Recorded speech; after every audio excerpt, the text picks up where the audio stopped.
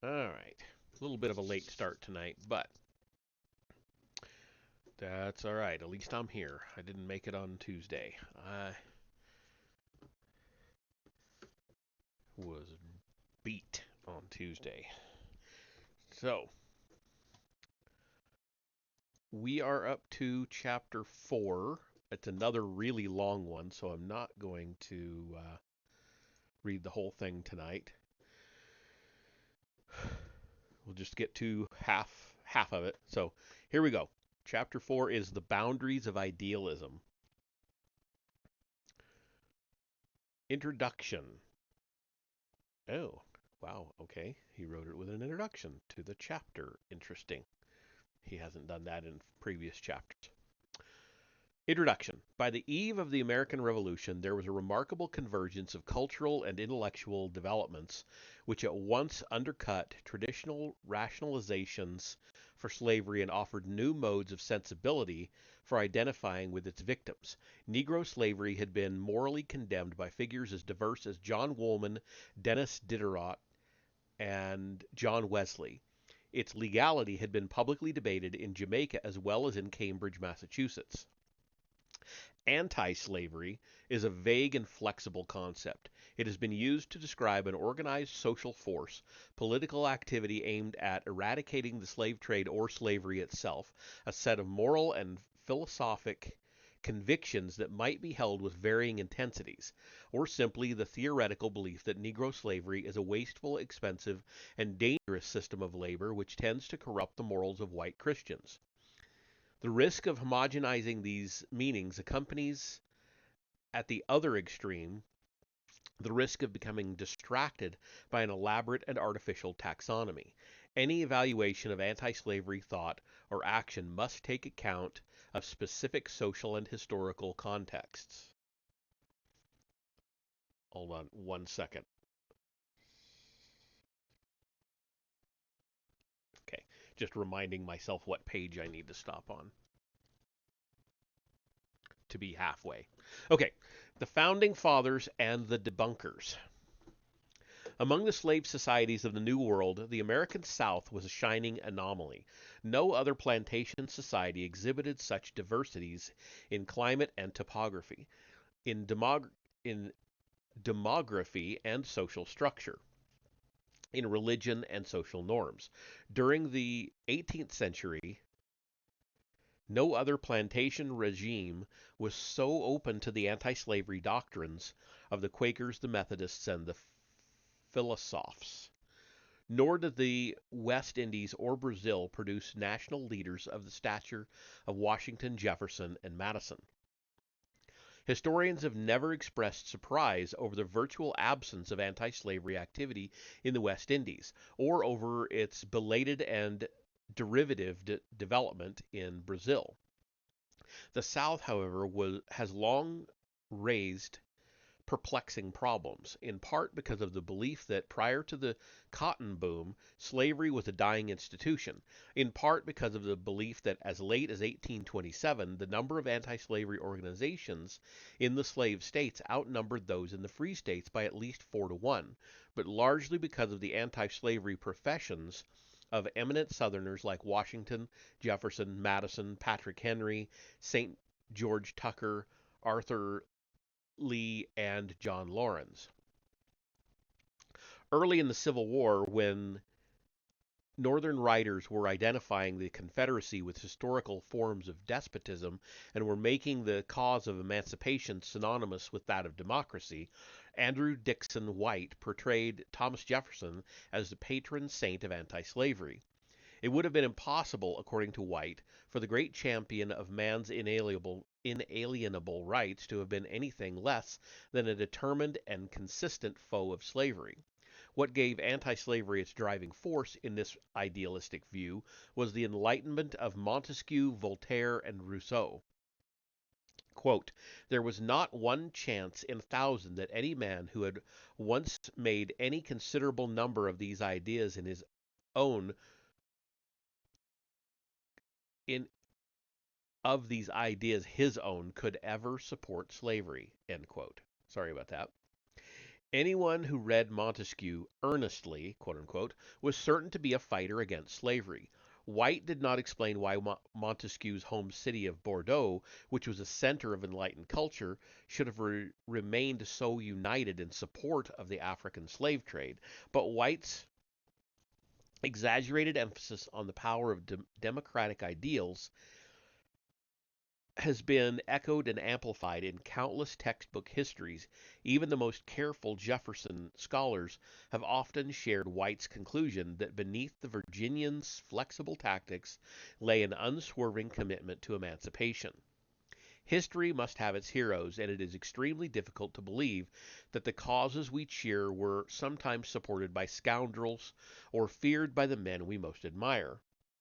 In the decades preceding the Civil War, many defenders of slavery quoted Jefferson's arguments on Negro inferiority, cited his opposition to the Missouri Compromise and his failure to free his own slaves, and finally took refuge behind the Jeffersonian doctrine of states' rights. Robert Toombs, the pro slavery senator from Georgia, happily observed that Jefferson's most telling actions had always been in support of Negro slavery. William Lloyd Garrison explained that if Jefferson had only put his theories into practice, quote, what an all conquering influence must have attended his illustrious example, end quote. Yet abolitionists enshrined his ringing tributes to human liberty and made the Declaration of Independence the touchstone of their crusade. Proponents of Negro colonization claimed that their plan was, quote unquote, Jefferson's solution to America's racial problem. As the supposed originator of the Northwest Ordinance, he was also identified with the cause of free soil in the territories, and his name gave sanction to Stephen Douglas's demand for popular sovereignty. In a very real sense, our political motto has been, quote, every man his own Jeffersonian, end quote.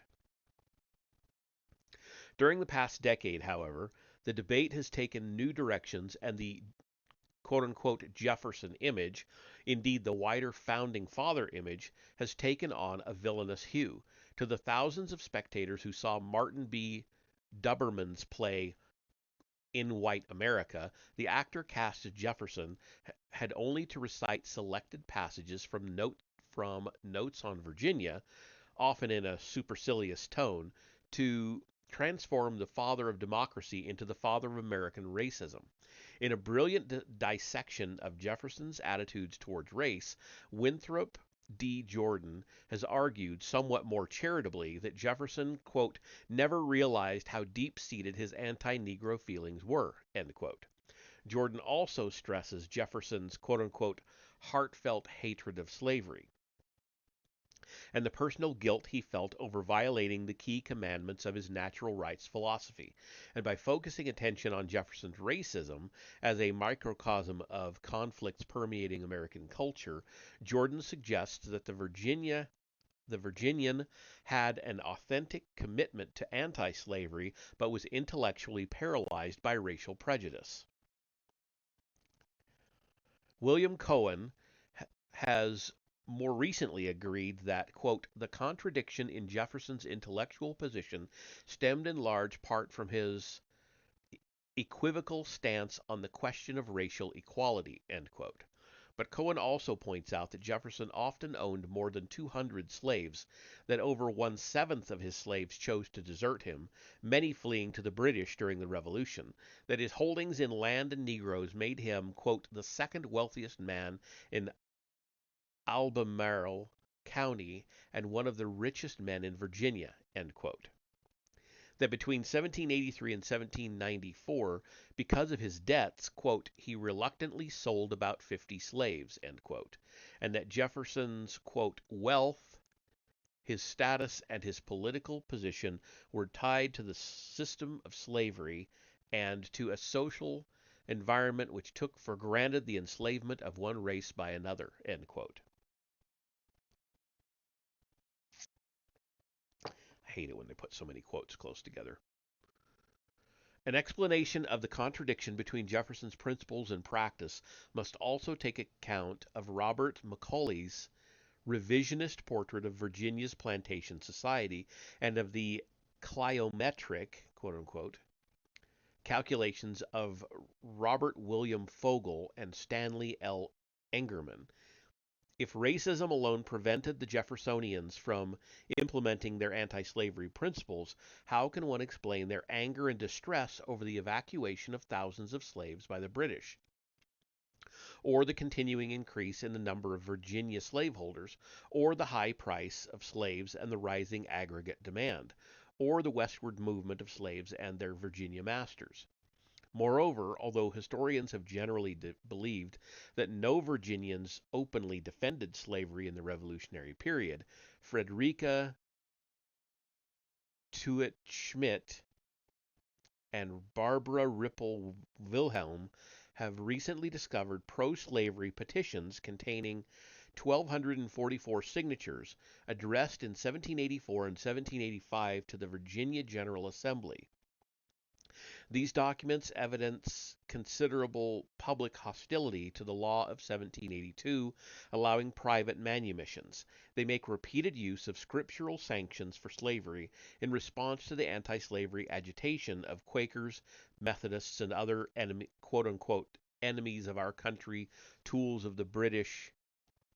Oh, it's a longer quote than I thought. Enemies of our country, tools of the British administration, end quote. As the editors point out, the petitioners employ the rhetoric of the Revolution and the Lockean theme of property rights. Quote, the tone of the petitions is not one of guilt and defensiveness. They contain a fierce assertion of property rights and liberty at the same time.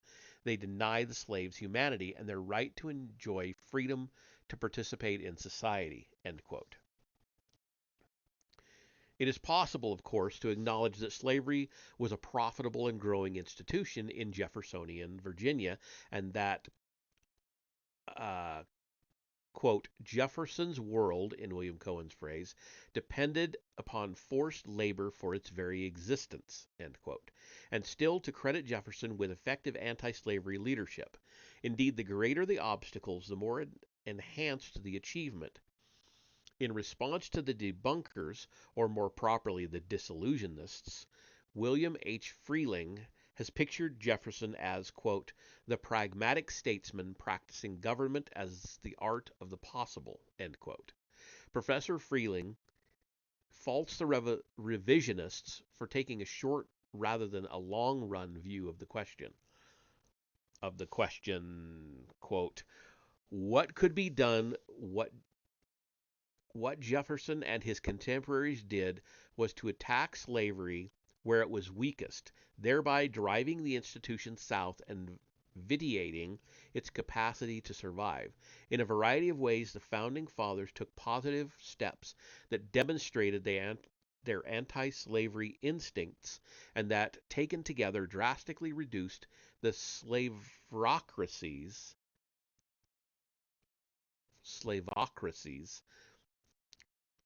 potential area, population, and capacity to endure, end quote. Slavocracy, that's a word I've never seen before. It makes sense, but yet Professor Freeling tends to conflate Jefferson not only with all the Founding Fathers, but with all the quote-unquote men of the Revolution, and thus proceeds to tie a Jeffersonian banner to every measure or development that weakened American Negro slavery. But Jefferson himself did nothing to encourage gradual emancipation in the northern states. He was in France when Congress adopted the Northwest Ordinance, and he later issued no public statements to defend or extend its free soil principles. As president, he expressed no regret over the extension of slavery into Louisiana. He made no comment when fellow Virginians sought to legalize slavery in Indiana, and even pressed Congress to repeal the Northwest Ordinance. The final exclusion of slavery from Illinois was no more or no less Jeffersonian than was the admission of Missouri as a slave state. In any event, it is questionable to speak of an quote-unquote abolitionist process proceeding, quote, slowly but inexorably from 1776 to 1860, end quote. No doubt Professor Freeling is right when he argues that if slavery had continued in the North and had expanded into the Northwest, if the African slave trade had not been abolished, quote, if in short Jefferson and his contemporaries had lifted nary a finger, everything would have been different, end quote. But one cannot really extract a few variables and then predict the course of history. The erosion of slavery in the North and later in the border states was the result of complex and continuing forces. More important, it was intimately related to the expansion of slavery in the Deep South. It may well be that, quote, the long run impact of the Founding Fathers' reforms not only helped lead Lower South slavocrats to risk everything in war, but also helped doom their desperate gamble to failure, end quote. The idea is at least reassuring, but to understand the more immediate functions and fate of anti slavery thought in the South, one's vision must be confined to the short run. Jefferson's uncertain commitment.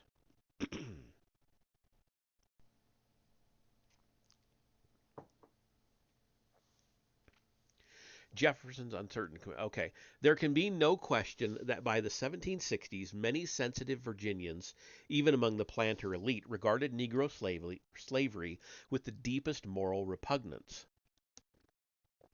Writing privately in 1761, Robert Beverly confided, quote, "'Tis something so very contradictory to humanity that I am really ashamed of my country whenever I consider of it, and if ever I bid adieu to Virginia, it will be from that cause alone." End quote.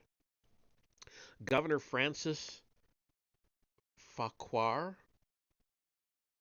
I'm guessing, uh, who was intimate with the Williamsburg intellectual circle that included George Wythe, Dr. William Small, and the young Thomas Jefferson, expressed the hope in his will that none of his slaves would condemn him on the day of judgment. Quote, "For with what face can I expect mercy from an offended God if I have not myself shown mercy to these dependent on me?" End quote. George Washington spoke for the more enlightened sector of his class when he expressed the wish in private correspondence for legislative emancipation by, quote, "slow, sure, and imperceptible degrees," end quote. Can such sentiments be termed anti-slavery without diluting the concept of any meaning? Instead of ennobling the anti-slavery cause with a touch of his enormous prestige, President Washington privately discountenanced even a cautiously worded Quaker memorial against the slave trade, terming it, quote unquote, very mal apropos, and an, quote, ill judged piece of business that occasioned a great waste of time, end quote. One may note that Benjamin Franklin, as president of the Pennsylvania Abolition Society, signed a somewhat bolder companion petition, and in a published response to congressional speeches vilifying the Quakers, Franklin satirized the Southern defenses of slavery by putting them in the mouth of an Algerian pirate. In 1789, Beverly Randolph, then governor of Virginia, sent copies of Virginia slave laws to the Pennsylvania Abolition Society, adding that, quote, "It will always give me pleasure to give any aid in my power to forward the humane and benevolent designs of the Philadelphia Society," end quote. James Wood, also while presiding as governor of Virginia, served as vice president of the Virginia Abolition Society. In contrast, Washington became indignant when the Pennsylvania Society sought to bring the slaves of government officials resident in Philadelphia under the protection of Pennsylvania law. Afraid that some of his own servants might find, quote, the idea of freedom too great a temptation for them to resist, end quote, he instructed Tobias Lear to send back to Virginia any slaves who, being unregistered in accordance with Pennsylvania law, might seek liberation after 6 months' residence. Quote, "I wish to have it accomplished under pretext that may deceive both them and the public, and none, I think, would be effectively would so effectively do this as Mrs. Washington coming to Virginia next month, end quote. Washington's sincerity is not the issue. He often wished he could free himself as well as his state from their, quote, very troublesome species of property, end quote. When he drew up his last will in 1799, he provided for the emancipation of his own slaves after, quote, the decease of my wife, end quote. But anti-slavery is a questionable classification for a master who threatened to have a misbehaving youth shipped off to the West Indies, and who feared 2 years before his death that he would have to break his resolution against buying more slaves because his cook had run away. As I've already suggested, Jefferson's position is considerably more ambiguous. One must emphasize that he gave occasional and extremely quiet encouragement to Negro education and to anti-slavery opinion among the planter class. By 1835, this would have been unthinkable for any major political leader in the South, nor were there any nor were there many planters in any country who would write that, quote, the whole commerce between master and slave is a perpetual exercise of the most boisterous passions, the most unremitting despotism on the one part, and the degrading submissions on the other. Our children see this and learn to imitate it, end quote. Such rhetoric soon acquired a life of its own, transmuting the Jefferson image into an anti-slavery force. No one can deny that Jefferson's democratic ideals were of monumental importance for the later anti-slavery cause, but the question of Jefferson's relation to the anti-slavery of his time requires an examination of his various roles and specific audiences.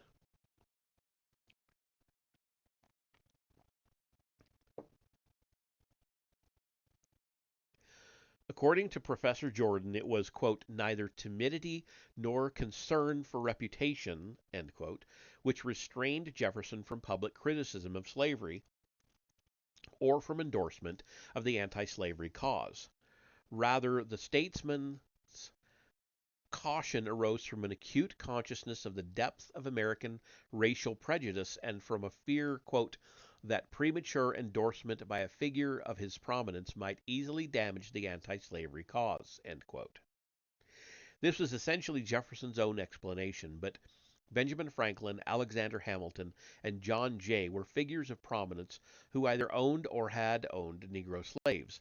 They were by no means free from racial prejudice or unaware of the difficulties of emancipation. Yet none of these circumstances deterred them from joining and lending their prestige to the earliest abolition societies. I am not concerned with assigning moral credit or with ranking political leaders according to their abolitionist contributions, quote unquote. Neither Hamilton nor Jay boldly championed the cause, and it is likely that Jay's inaction as governor of New York delayed the enactment of New York's gradual emancipation law. The point to be stressed is that early anti-slavery organization posed no threat to the vital interests of the northeastern states. In the North, abolitionist societies could win sanction and support from national political leaders as well as from the reigning mercantile elites. In the South, however, the abolitionist societies carried far more subversive implications. It was not accidental that they were virtually ignored by Jefferson and the other major political leaders who professed an abhorrence of slavery. From the time of Jefferson's election to the Virginia House of Burgesses to his departure for France as American minister, his political experience with slavery amounted to a series of rebuffs from the class which first accorded him recognition and prestige. Late in life, he recalled that soon after his election to the House of Burgesses, at the age of 26, he succeeded in persuading Richard Bland to move, quote, for certain moderate extensions of the protection of the laws, end quote, to slaves. Although Bland was, quote, one of the oldest, ablest, and most respected members, he was denounced as an enemy of his country and was treated with the grossest indecorum, end quote. Excuse me. Jefferson, because of his youth, quote, was more spared in the debate, end quote. He clearly thought this story contained a lesson for 27-year-old Edward Coles, who had written the aged and respected former president, hopeful that, quote, in the calm of his retirement, of this retirement, you might, most beneficially to society, and with much addition to your own fame, avail yourself of that love and confidence to put into complete practice those hallowed principles contained in that renowned declaration of which you were the immortal author. End quote. Jefferson urged Coles to work, quote, softly but steadily, end quote, for emancipation, promising to give the cause, quote, all my prayers, and these are the only weapons of an old man, end quote. As a young man, he had dared a good bit more. In his summary view of 1774, he had attacked the British Crown for refusing to allow colonies to restrict or prohibit the further importation of slaves. This was a safe stand in Virginia, but Jefferson also asserted that, quote, the abolition of domestic slavery is the great object of desire in those colonies where it was unhappily introduced in their infant state, end quote. He surely knew this was an exaggeration in the light of his experience with Richard Bland, but it strengthened the case against England, and no doubt expressed his own true desire as well as that of mentors like Bland and George Wythe. In the Declaration of Independence, however, he made no mention of emancipation, but condemned King George for enslaving innocent Africans, for encouraging the execrable commerce, quote unquote, in men, and for inciting American Negroes to rise in arms against their masters. Congress struck out the entire section. Thus, in writing the document that gave him international fame, Jefferson learned that on the question of slavery one yielded to older and more cautious men, and especially to outspoken objections from any segment of the planter class. In 1776, he also met defeat when, in his drafts of a constitution for Virginia, he introduced an unacceptable clause prohibiting any future importation of slaves. At the end of the Revolution, he was apparently emboldened by the national spirit of Thanksgiving and the expectation of a new Republican era.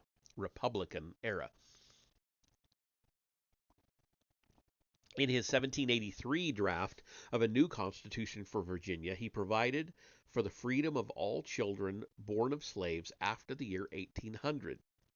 This is the only definite record of a formal proposal by Jefferson for gradual emancipation. Along with the measure his committee submitted to Congress in 1784 for excluding slaves from the Western territories, again after the year 1800, it represents the high water mark of his formal zeal. But both propositions were defeated. One cannot question the genuineness of Jefferson's liberal dreams. If he had died in 1784 at the age of 41, it could be said without further qualification that he was one of the first statesmen in any part of the world to advocate concrete measures for restricting and eradicating Negro slavery. One may add, parenthetically, that in 1780 Edmund Burke drafted a bill for ameliorating the treatment of West Indian slaves, in preparation for their ultimate emancipation. But since he feared splitting the Whig party, he kept the plan secret for 12 years, and termed the abolition of the slave trade a, quote, very chimerical object, end quote. In Britain, however, there were far weaker forces limiting the assimilation of the anti-slavery philosophy. It is significant that Jefferson's individual efforts had virtually ceased by the time the first abolition societies appeared. Something's just bothering me here, sorry. Jefferson played a central role in revising the laws of Virginia. Since this prodigious undertaking aimed at bringing the entire structure of law Into conformity with Republican principles, it offered unprecedented opportunities for the reform of slave codes, for the amelioration of slavery, or even for experiments at gradual emancipation. Surprisingly enough, Jefferson's proposed bills retained most of the inhumane features of the colonial slave law, and his innovations were largely too conservative for the legislature to adopt. For example, he was particularly harsh in depriving free Negroes of legal protection. In legal protection and in insisting on their expulsion from the Commonwealth. Jefferson later claimed that the revisers had planned on introducing on the floor of the legislature an amendment for gradual emancipation and colonization. No draft of the amendment has survived, and it seems clear that its supporters were not prepared to defend the measure against legislative opponents and the angry petitioners already mentioned. As Merrill D. Peterson has commonly written, Jefferson continued to favor the plan of gradual emancipation proposed in the Notes on Virginia in 1785. Yet, quote, neither he nor any other prominent Virginian was ever willing to risk friends' position and influence to fight for it, end quote. In 1786, when Jefferson was in France and was contributing detailed information for an article on the United States in the Encyclopedia Méthodique, he wrote a strained reply to the editor's question: why had Virginia adopted a new slave law without some provision for emancipation? Jefferson told of his planned amendment, hastening to add that his own presence in the Virginia legislature would not have reversed the decision to suppress the untimely clause. He seemed anxious to avoid raising any suspicion of political conflict over slavery. The disposition of the legislature was simply not ripe, quote unquote, for emancipation. And here Jefferson began experimenting with the locutions. Sorry, I lost my place. Locutions, which for the rest of his life would characterize his response to such questions. Since his replies became so standardized, it is not unfair to conflate a number of examples. There was, quote, not a man on earth, end quote, who more, quote unquote, ardently desired emancipation, or who was more prepared to make, quote unquote, any sacrifice to relieve us from this heavy reproach in any practicable way, end quote. And Jefferson's buts deserve underscoring, the public mind needed, quote unquote, ripening and would not yet, quote, bear the proposition, end quote. I hate it when they do that. Sorry. Hey, Vesper, how are you tonight?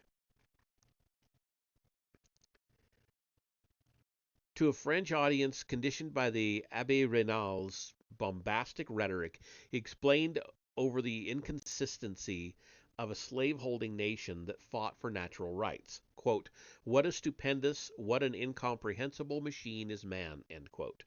In the style of Raynal, Jefferson talked with uncharacteristic awkwardness of, quote, exterminating thunder and cosmic justice, end quote. When the slave's groans, quote, shall have involved heaven itself in darkness, doubtless a God of justice will awaken to their desires, end quote. No, I was actually not able to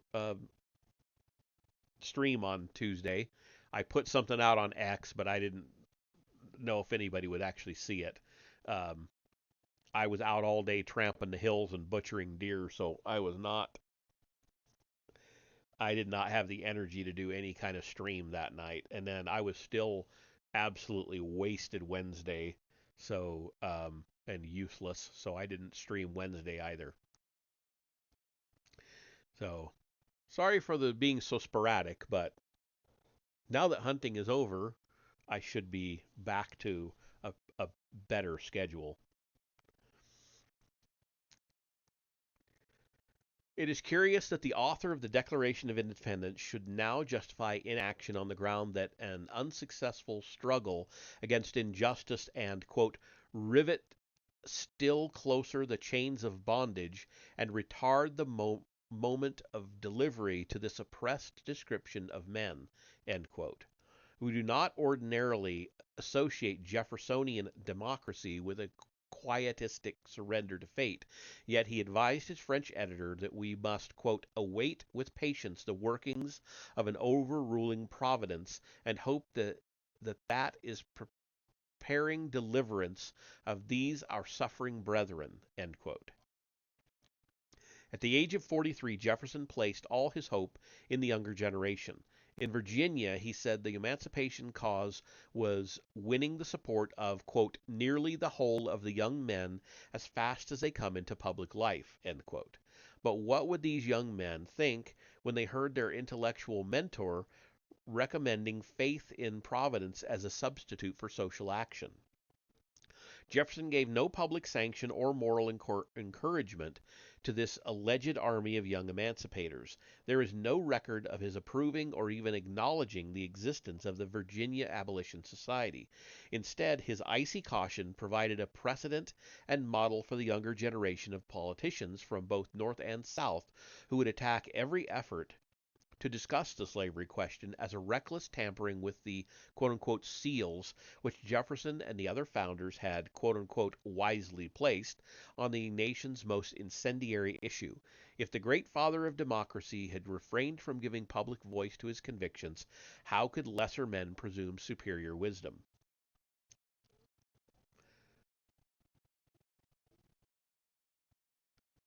You ever hear of the book The Camp of the Saints?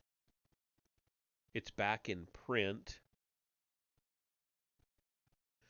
The Camp of the Saints. No, I have not heard of that one. I'll have to look it up. In fact, I'll write it down so I don't forget. Yes, old school, actual notebook.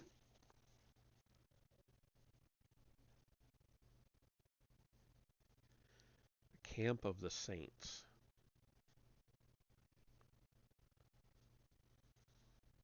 Yeah, I'll look that one up. Oh, you're going to send me a link? Oh, awesome. Thank you.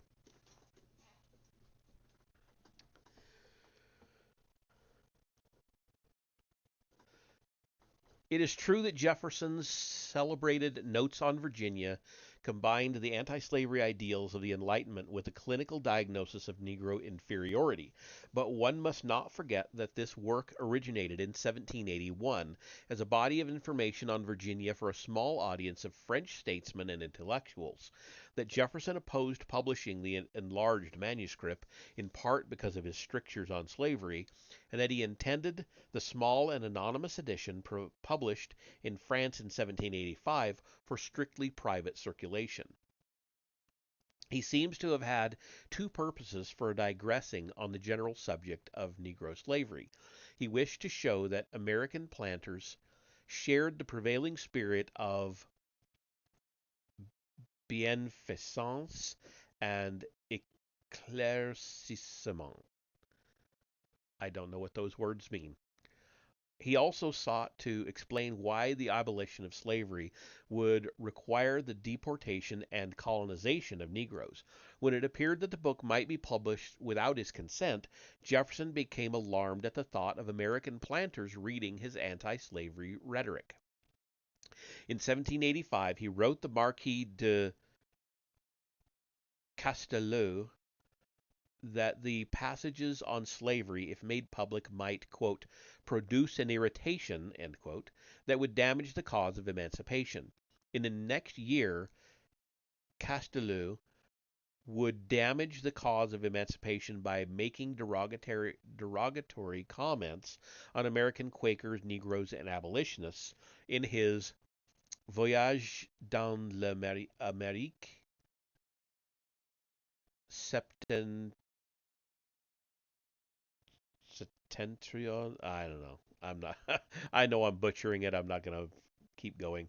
Um, a book which drew heavily on Jefferson's notes and which provoked an angry rebuttal from the abolitionist Brissot de Warville,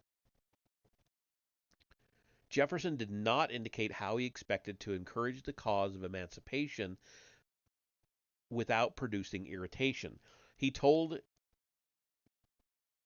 Casteleu that if he received sufficient reassurance from American friends, he would present a copy of the notes to each student at William and Mary College.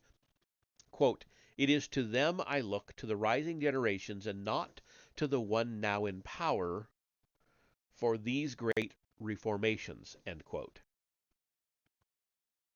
And yet, John Adams, who belonged to the generation in power, wrote Jefferson that the passages on slavery were, quote, "worth diamonds," end quote.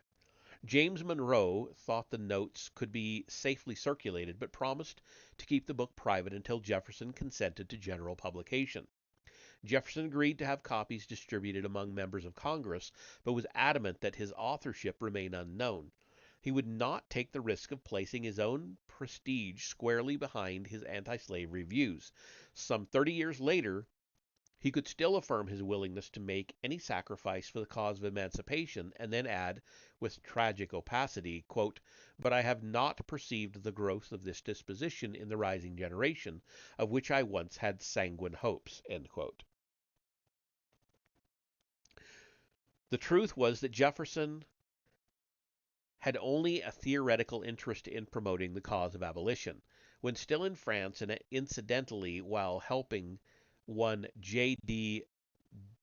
Deriot buy land and slaves in America, he received inquiries from both the French and British abolition societies. Brissot reported the formation of the Amis de Noir, whose immediate object, like that of the parent London Society, was limited to combating the slave trade. Brissot and Etienne Clavière requested that Jefferson attend a general meeting. No doubt it would have been imprudent, if not improper, for the American minister to have joined a French Reform Society. John Jay, for example, resigned from the New York Manumission Society when he was appointed Chief Justice of the Supreme Court. Jefferson knew that he represented South Carolina as well as Virginia. His efforts to find new markets for American produce, including rice, had increased his awareness of the importance of slave labor in the national economy. He might informally have provided the Amis with valuable information, but he clearly wanted nothing to do with anti-slavery organizations. One fears, in any event, there was something disingenuous about his insistence to Brissot that while he was, quote, "willing to encounter every sacrifice," end quote, for the abolition of slavery as well as of the slave trade, any association with the Amis might render him less able to serve the cause in America. The purity he preserved in France did not equip him to speak out later against the spread of slavery into Kentucky, Tennessee, Mississippi Territory, or Louisiana. What do we got here? The book is a dystopian novel about a migration fleet with 1 million people sets out from India to Europe. It is also a forbidden book. Oh, okay. So somebody somewhere has banned it. I'll definitely look it up. I'll look at the link. I mean, the communication from London was less demanding. Edward Bancroft, an American inventor and double agent in the Revolution, had been talking with some friends who were members of the London Abolition Society. He had retailed a story he had heard Jefferson tell at a dinner in France concerning a benevolent Virginia planter who had tried to free his Negroes and pay them wages for labor. The point of the story, as Bancroft recalled, was that the Negroes had proved incapable of self-government, the quote-unquote most sensible desiring to return to slavery. Since the British abolitionists wanted more than hearsay evidence, Bancroft appealed to Jefferson for exact particulars. After a 4 month delay, Jefferson replied that he could not remember telling such a story. He refused to go on record with any conclusions about the effects of emancipation, but so far as he knew from the experiments in Virginia to free Negroes was, quote, like abandoning children, end quote. Slavery had rendered them utterly incapable of self-control. Even the Quakers had been obliged to give daily supervision and even to whip the Negroes they had emancipated. This was essentially the message British abolitionists would continue to receive from West Indian planters. But Jefferson was unwilling to abandon his role as scientist and philanthropist. He abruptly announced to Bancroft that he personally intended to import German workers equal in number to the adult slaves he owned, intermingling them as farms on farms of 50 acres. Presumably the Germans, with their, quote, habits of property and foresight, end quote, would set an example for the slaves. But since Jefferson was at this time in critical financial straits and was faced with the need of selling land or slaves to pay his debts, he could not have taken the plan very seriously.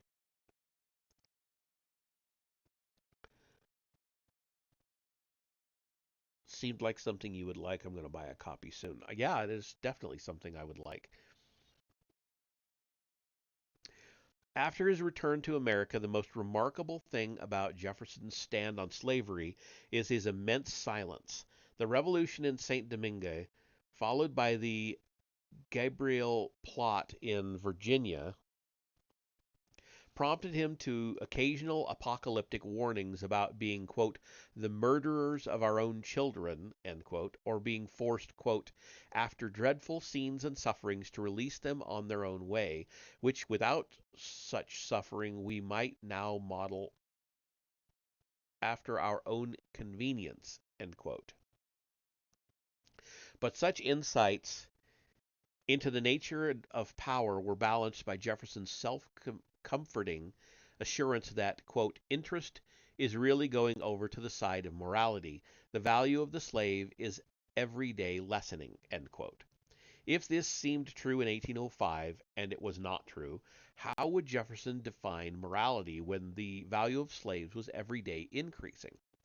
Political responsibilities helped to justify Jefferson's policy of having, quote, carefully avoided every public act or manifestation, end quote, on the subject of slavery.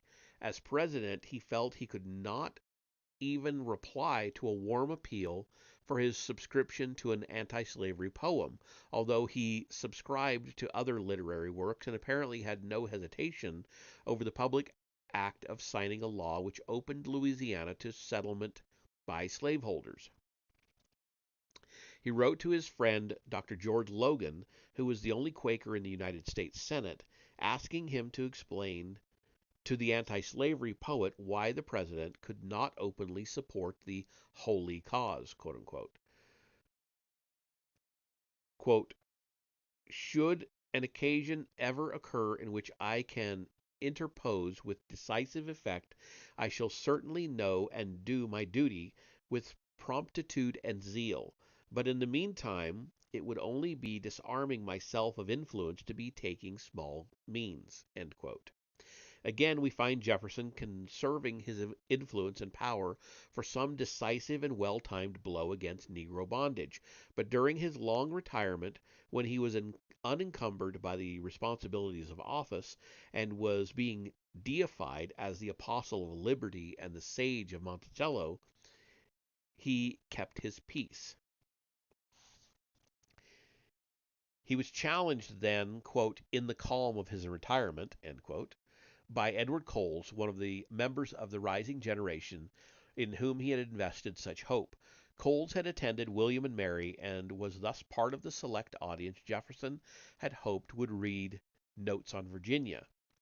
By 1814, Coles had determined to emancipate the slaves he had inherited from his father, even if this required moving to a free state or territory. After apologizing for seeming so presumptuous, Coles confronted Jefferson with the truths he had tried so hard to evade.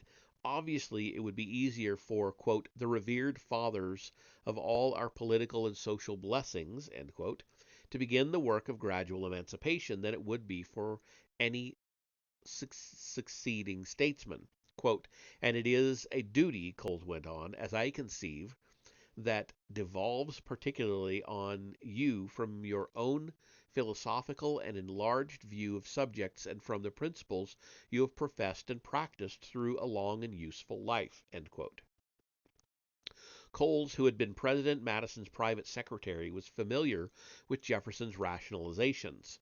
Quote, I hope the fear of failing at this time will have no influence in preventing you from employing your pen to eradicate this degrading feature of British colonial policy, which is still permitted to exist, notwithstanding its repugnance as well as to the principles of our revolution as to our free institutions. End quote.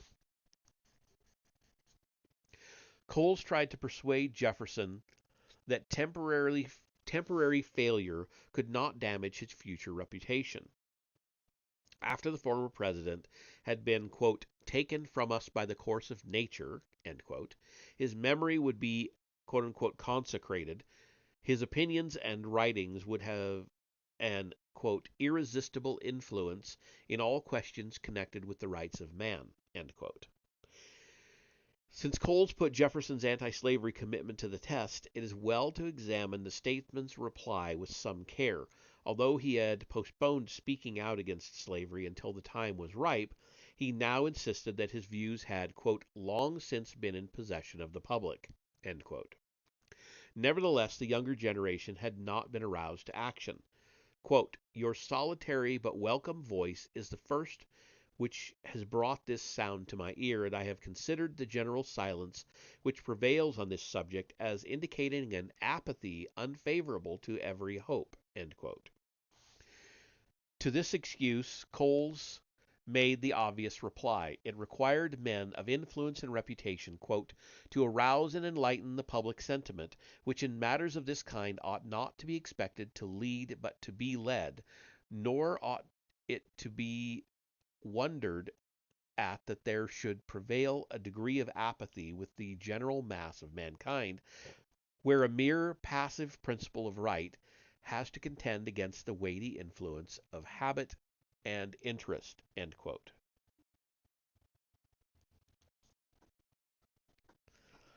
Jefferson tried to reassure Coles that moral progress was inevitable. Quote, it is an encouraging observation that no good measure was ever proposed which, if duly pursued, failed to prevail in the end. We have proof of this in the history of the endeavors in the English Parliament to suppress that very trade which brought this evil on us. End quote.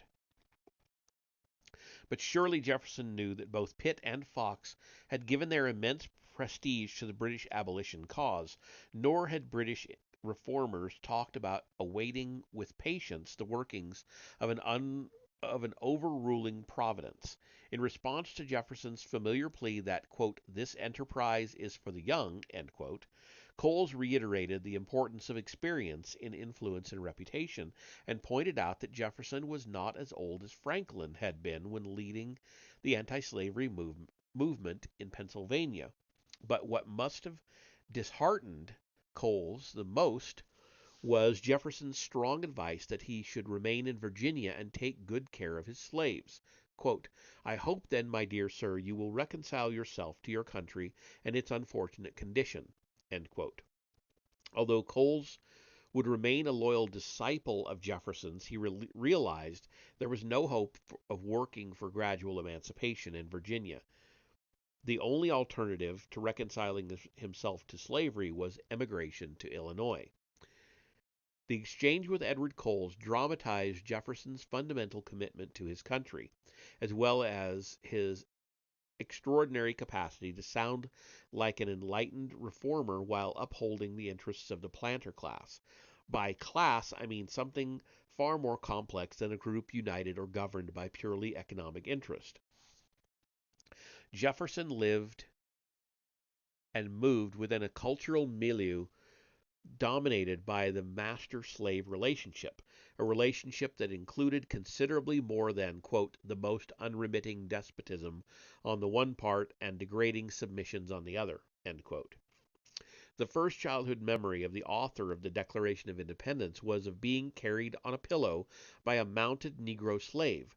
Jefferson was attuned to the values, loyalties, sanctions, taboos, and expectations of Virginia's wealthiest families, most of whom owned more than 100 slaves. To a large extent, he shared their collective sense of propriety, their moral imperatives, their definitions of available options. When Jefferson feared that he might harm the cause of liberty by overstepping prudent bounds, he gave expression to the genuine conviction that his power to do good depended on maintaining his reputation, or in other words, his social identity.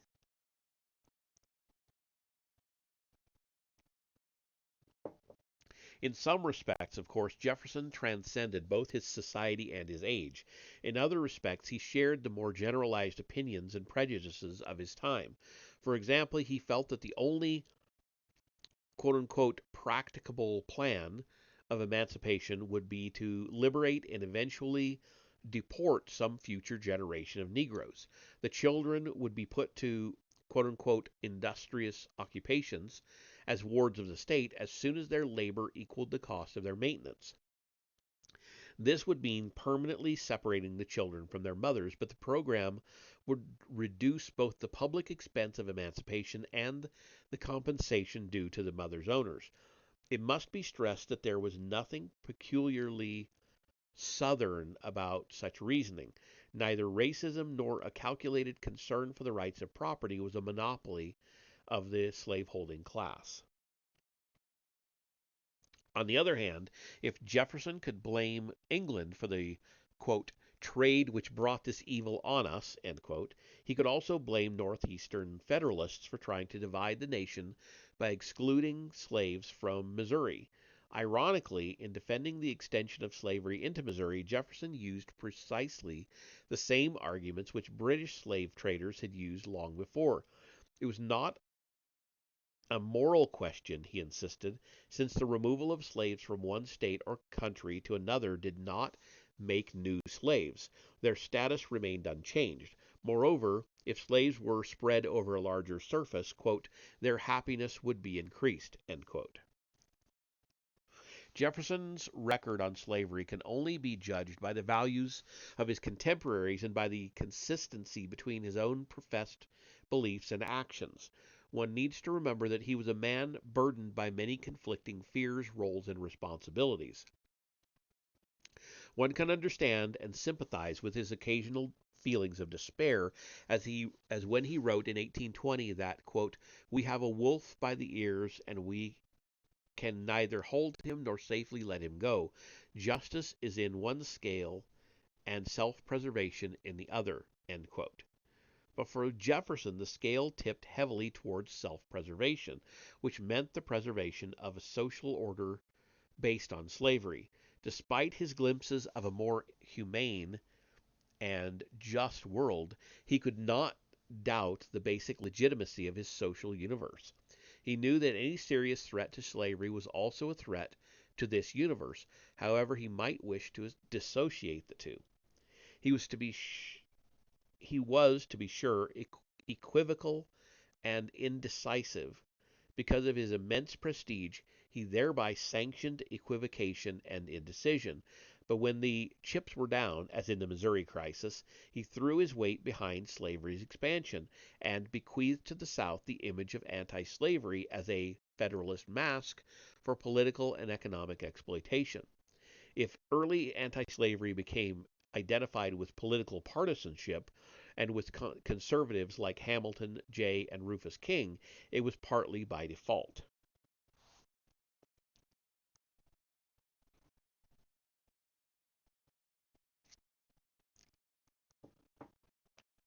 Philosophies of the Caribbean.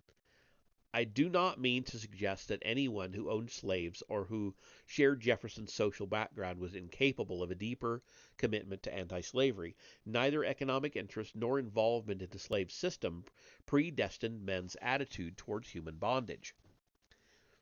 Edward Coles, a birthright member of the Virginia planter elite, helped to lead the struggle to prevent Illinois from becoming a slave state. So, too, an impressive number of abolitionist leaders emigrated from Virginia to the north or west.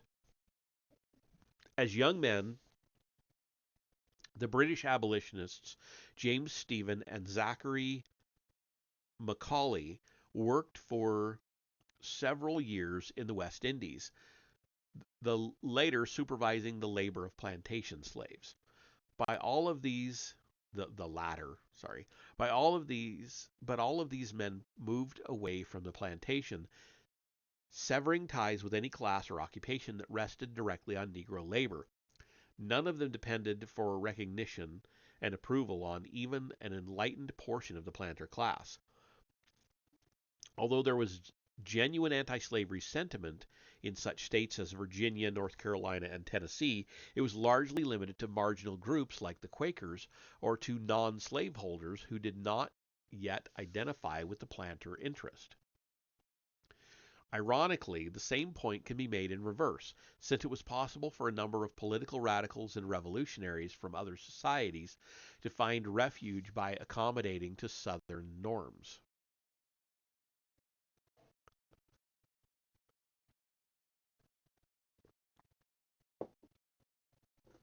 I'm going to, a few more pages, I'll get to the midpoint in this chapter, and then I'm going to call it. I can feel my throat is about done. Thus, Joseph Gales, the Sheffield journalist, represented the radical wing of British abolitionism, which was finally decimated, along with other democratic causes, by the reactionary suppression of the 1790s. Gales fled to North Carolina, where he became editor of the Raleigh Register. Similarly, Thomas Cooper of Manchester, a radical Democrat and outspoken opponent of Negro slavery, escaped Pitt's reign of terror and finally found haven in South Carolina, where he became a slave owner. What?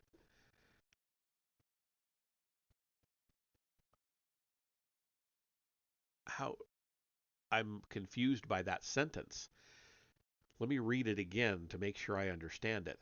Similarly, Thomas Cooper of Manchester, a radical Democrat and outspoken opponent of Negro slavery, escaped Pitt's reign of terror and finally found haven in South Carolina, where he became a slave owner, an anti-democrat, and an extreme racist. Okay. The only element in Cooper's worldview that remained unchanged was his hostility to organized religion. One can put Jefferson's views on slavery in a clearer and more flattering perspective by comparing him with two foreign contemporaries who shared many of his interests, prejudices, and opportunities. Both Bryan Edwards and Moreau de Saint-Méry were men of the Enlightenment who looked to plantation slavery as the basis of their livelihood. Both combined legal and political interest with literary ambitions. They wrote works in the genre of Notes on Virginia, which were highly acclaimed by critics. Like Jefferson, they moved from membership in provincial governing bodies to positions of power in the metropolitan government. Inevitably, they played important roles in the slavery controversies of the Age of Revolution. Since they were not nearly as so well known as Jefferson, it will be helpful to sketch their biographies.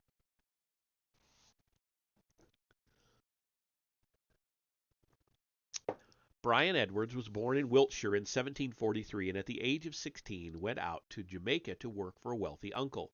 He eventually took over his uncle's business, inherited considerable property, and rose to a prominent position in the colonial assembly. As a Jamaican legislator, Edwards sympathized with the grievances of the North American colonists, and in 1784 published a work attacking British restrictions on trade with the United States. Quote, "The war with America on the part of Great Britain," he wrote, "was conceived in wickedness and continued through insanity." End quote.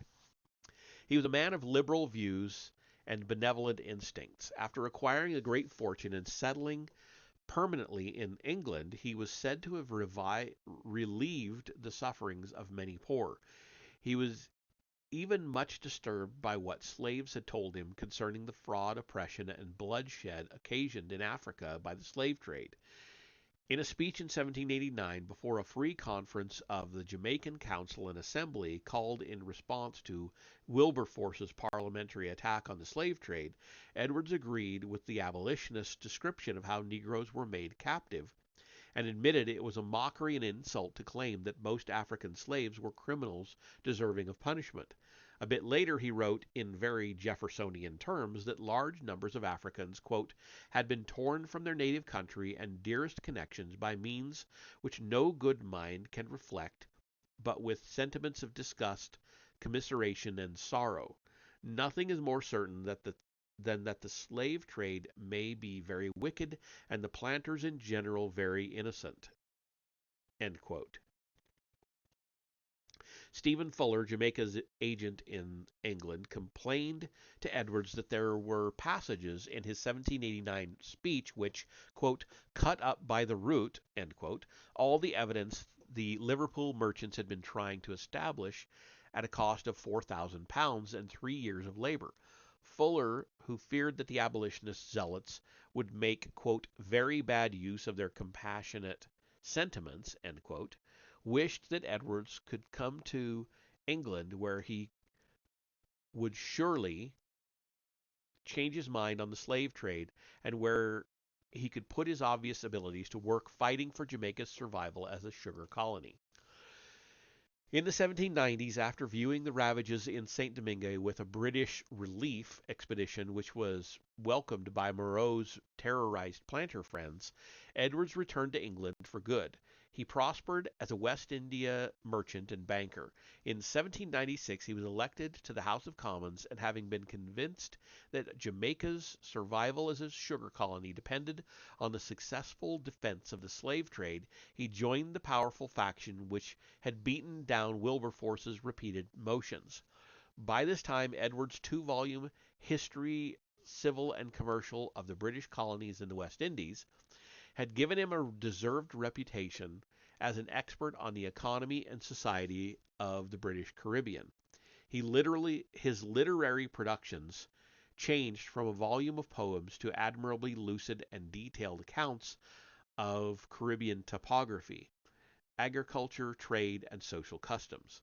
After publishing in 1797 an historical survey of the French colony in the island of Santo Domingo, which included an account of the Revolution, he succeeded Sir Joseph Banks as secretary of the Association for Promoting the Discovery of the Interior Parts of Africa.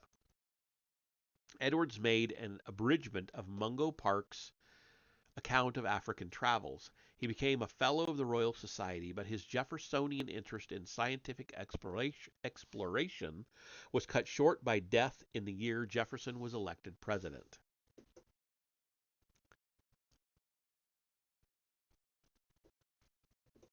Moreau de Saint-Méry was born in Martinique in 1750, and at the age of 19 he traveled to France, where he had wealthy relatives, in order to study classics and Roman law. Moreau's family had long held the leading judicial posts in Martinique. His mother, it is said, imbued him with a humanitarian spirit, and while still in his teens, he became a legal counselor and defender of Negro slaves accused of infractions of the Code Noir. Despite his lack of preparatory study, Moreau achieved a brilliant record in France, rapidly earning a law degree and becoming an advocate du Parlement. He was, it should be emphasized, steeped in the philosophy of Diderot and Rousseau. Probably Diderot, but whatever. But unlike Alexander Hamilton, who was born and reared in the Leeward Islands, Moreau did not sever ties with the Caribbean Slave Society when he traveled to the metropolis for education. After returning briefly to Martinique, he moved on to Saint Domingue to practice law and to become a member of the colonial Conseil Supérieur. Supérieur? I don't know. As a result of his interest in scholarship and colonial administration, Moreau was not in Saint Domingue when the Great Slave Uprising sent shock waves from Edward's Jamaica to Jefferson's Virginia. After returning to Paris, Moreau had published a massive 6-volume compilation of the laws and constitutions of the French Windward Islands. He had also helped found the somewhat subversive Museum of Paris, of which he became president in 1787. This activity led to Moreau's political elevation in 1789 as president of the electors of Paris and as one of the city's revolutionary leaders. It was Moreau who received the keys of the fallen Bastille, who was responsible for placing Lafayette in command of the National Guard, and who presided for a time over the Paris Commune. He then represented Martinique as a deputy in the Constituent Assembly. Though a strong advocate of domestic reform in France, Moreau sided with the colonial planter interest in opposing any interference with the slave trade or with the status of persons in the colonies. He violently denounced the Abbé Grégoire, the Amis de Noir, and the French mulattoes who agitated for equality of rights in the colonies. As the revolution swung sharply to the left, Moreau's position became as insecure as that of his abolitionist opponents. In the fall of 1793, he would have died on the guillotine along with his enemy Berceau if he had not been lucky enough to escape from France. Although he had planned on returning to Saint Domingue, he abandoned this hope after traveling to the United States and encountering refugees from the war-torn island. Between 1794 and 1798, he ran a bookstore and printing press in Philadelphia, where he became a member of the American Philosophical Society, and where he also published his monumental Description topographique, physique, civile, politique et historique de la partie française de l'île Saint-Domingue. I think I did okay there. Napoleon's rise to power brought Moreau back to Europe, where he served as administrator of the states of Parma, Piacenza, and Guastalla, before suffering a second and more permanent fall from political grace. Although Moreau and Edwards were obviously lesser figures than Jefferson, they can be thought of as the preeminent statesmen intellectuals of their respective slaveholding societies. These societies were profoundly different in many respects, but the three men had much in common. Their informative experiences occurred in regions dominated by the plantation system from which their wealth was directly or indirectly derived. While they lived many years in capital cities where they interacted with men of diverse backgrounds and interests, their main orientation was toward the slave-holding planters class. It was a plantation society with which they identified and which their political efforts were designed to protect. Yet all three were widely read men who absorbed the liberal and humanitarian ideas of their age. Moreau knew English, Edwards and Jefferson knew French, and were familiar with the works of the philosophes. Like Jefferson's Notes on Virginia, Moreau's Description and Edwards' History display a passion for measurement and for specific information on geography, meteorology, ethnology, and political economy. All were acute observers, intensely inquisitive about their environments, with a mixture of pride and unflagging curiosity. They represented the world with detailed descriptions of Virginia, Jamaica, and Saint Domingue. The three men acquired legislative experience at an early age, and as enlightened lawmakers, they shared an interest in ameliorating Negro slavery. Moreau, for example, was much encouraged by his discoveries at Dubuisson in St. Domingo, where the natural increase of slaves exceeded the rate of mortality. This fact proved, he insisted, that slavery and happiness could be combined. Bryan Edwards emphasized that he was no friend of slavery in any form. He knew, like Jefferson, that the institution could corrupt both master and slave. Quote, so degrading is the nature of slavery, he wrote, that fortitude of mind is lost as free agency is restrained. End quote. In Jamaica, he worked for humane regulations that would reduce mortality and perhaps eliminate the necessity of importing Africans. His most radical proposal was to bind slaves to the soil in the manner of serfs to prevent their sale apart from an estate. He bitterly opposed an English law allowing creditors to sell slaves even in foreign markets for the recovery of a master's debt. Although this execrable statute, quote unquote, had brought excruciating misery to hundreds of slaves, Edwards observed that abolitionists had remained silent on the subject. Quote, they are men of the world and with all their philanthropy probably consider no rights so sacred as those of creditors. End quote. It was Edwards himself who finally secured the law's repeal. And actually, that is, I'm going to read one more paragraph, and that is the midway point, and I'll stop there. Neither Edwards nor Moreau proposed a plan for gradual emancipation and colonization. Far more than Jefferson, they were reconciled to the quote unquote unfortunate condition of their countries, largely because they could willingly abandon their countries for a more exciting metropolis without severing ties of economic interest and social identity. They talked more of the inevitability of human imperfection and could argue that slavery, like sickness and poverty, had always been a part of human existence. Despite this difference, the three men shared the conviction that any sudden emancipation would result in economic ruin and racial warfare. And that is a good spot to stop. So I am going to stop there. And let's see. Is there anybody around that I want to...